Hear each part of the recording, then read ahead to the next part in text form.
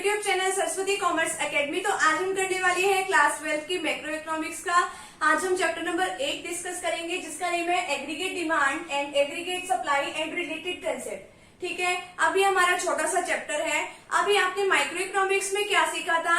Simple demand को सीखा था कि एक पर्सन जो वो कितनी डिमांड करता है, कौन कौन सी गुड्स को वो खरीदना चाह रहा है। ठीक है, अब इसमें क्या है, देश के सभी सेक्टर्स जो हैं, अभी सभी सेक्टर्स हमने जो है सर्कुलर फ्लो वाले चैप्टर में सीखे थे।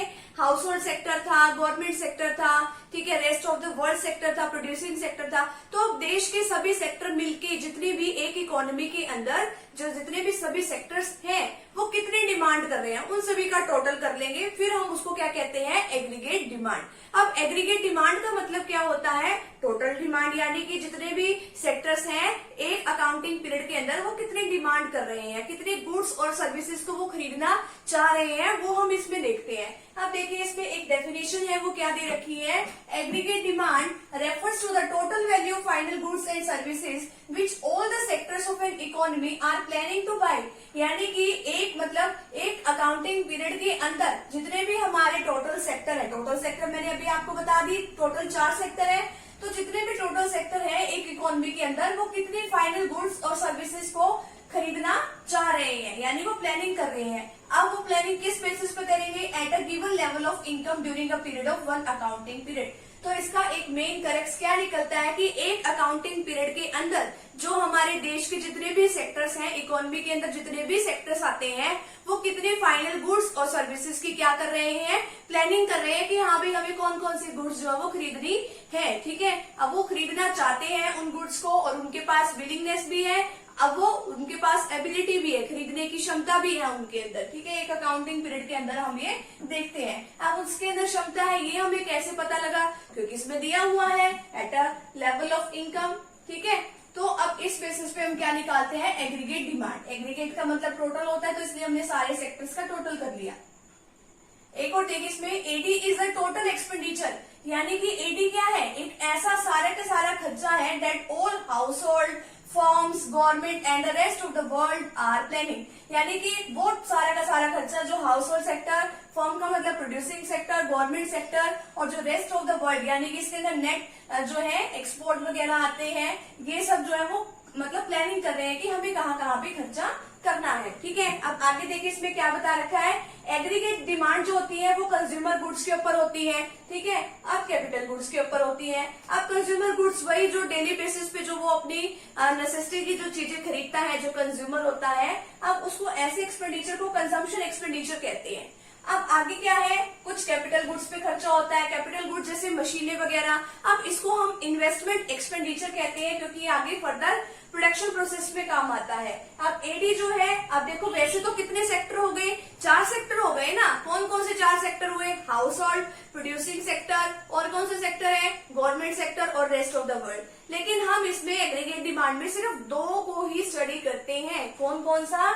जो कंजम्पशन एक्सपेंडिचर और प्लस इन्वेस्टमेंट, यानी कि एडी की अगर हम बात करेंगे तो C+I आएगा सिर्फ। ठीक है, कंजम्पशन और इन्वेस्टमेंट, इन 2 को ही स्टडी हम इसके अंदर करेंगे। वैसे अगर कंपोनेंट्स का क्वेश्चन आ जाए तो हमने सारे लिखने हैं, हाउस होल्ड भी, प्रोड्यूसिंग भी, गवर्नमेंट सेक्टर भी, rest of the world sector भी, सारा कुछ।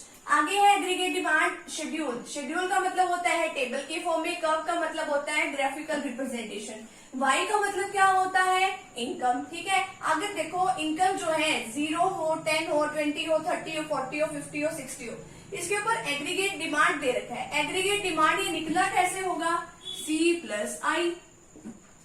इसी तरीके से तो हमारा एग्रीगेट डिमांड निकला होगा।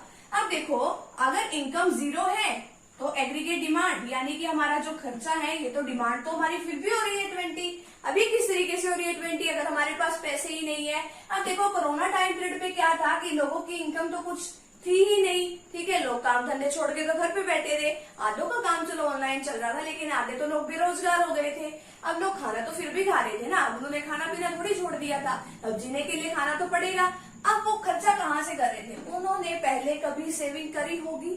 ठीक है, तो उस टाइम पे जो सेविंग उनकी पहले थी तो वो पैसे उन्होंने निकलवाए होंगे, तो वहां से उन्होंने खर्चा किया होगा पास्ट सेविंग में से।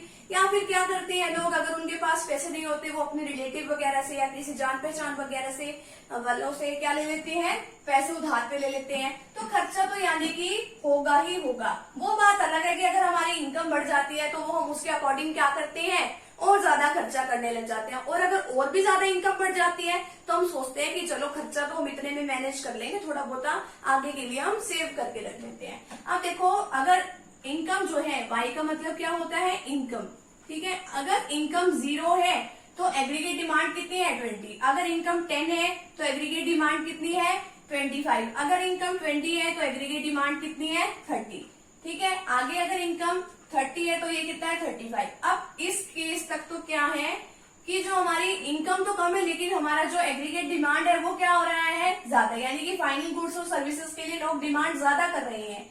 अब एक ये वाला ऐसा आया कि अगर इनकम हमारे देश की पूरी नेशनल इनकम जो है अगर 40 है तो ये भी एग्रीगेट डिमांड भी कितनी है, 40 है, ठीक है। अब आगे देखो, फिर एक टाइम पीरियड के बाद इनकम तो बढ़ गई यहाँ से, लेकिन हमने क्या कर दिया, अब ये जो एग्रीगेट डिमांड है वो 45 हो गई, यानी कि अब हमने सारी की सारी इनकम जो है वो खर्च नहीं करी, उसमें से कुछ पार्ट को बचा के भी रख लिया। फिर आगे अगर और भी इनकम बढ़ती है, ठीक है, फिर आगे इसी तरीके से क्या होता है, यहाँ पे आएगा 60 है तो यहाँ पे आएगा 50, ठीक है। अगर देखो आगे इनकम बढ़ गई तो एग्रीगेट डिमांड कितना है, 50 है, ठीक है, यानी कि हमने अभी भी कुछ पार्ट थोड़ा बहुत बचा लिया। अब यहाँ पे हम इसको प्लॉट कर देंगे।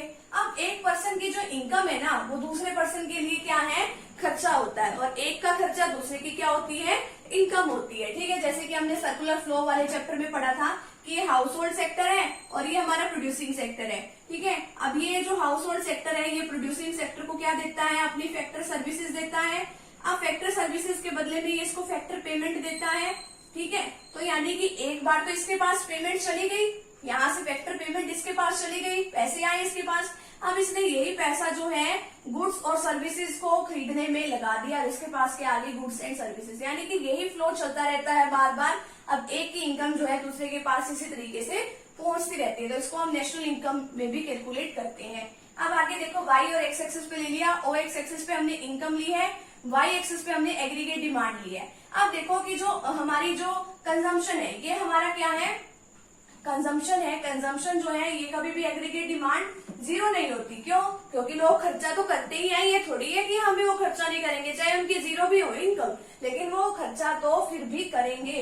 अब देखो, अगर इनकम 0 थी, अगर इनकम 0 थी तो खर्चा कितना था, 20 था फिर भी, ठीक है। अगर आगे इनकम 10 है तो ये कितना होगा, 25। तो इस तरीके से ये बढ़ती रहती है, ठीक है। तो इसलिए जो है एग्रीगेट डिमांड कभी भी 0 से स्टार्ट नहीं होता, क्योंकि हमें अपना जीवन जीने के लिए कुछ ना कुछ खर्चा तो करना पड़ेगा, ठीक है। अब आगे देखिए, ये जो इनकम है, अब इसका जो स्लोप है ये तो बिल्कुल पॉजिटिव है, ठीक है। अब यहाँ पे बिल्कुल पॉजिटिव स्लोप है, 0, 10, 20, 30, 40, 50, 60, क्योंकि ये जो इनकम है वो हमारी पूरी साइमल्टेनियसली जो है एक साथ बढ़ती है, ठीक है। आगे फर्दर पहले 10 थी, फिर 20, फिर 30, फिर 50।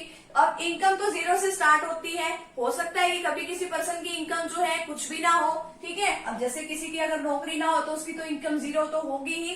तो इस तरीके से जो है हम इसका एग्रीगेट डिमांड कर्व जो है यहाँ पे प्लॉट कर लेते हैं, ठीक है। तो फटाफट से अभी आप इतने का स्क्रीनशॉट लीजिए।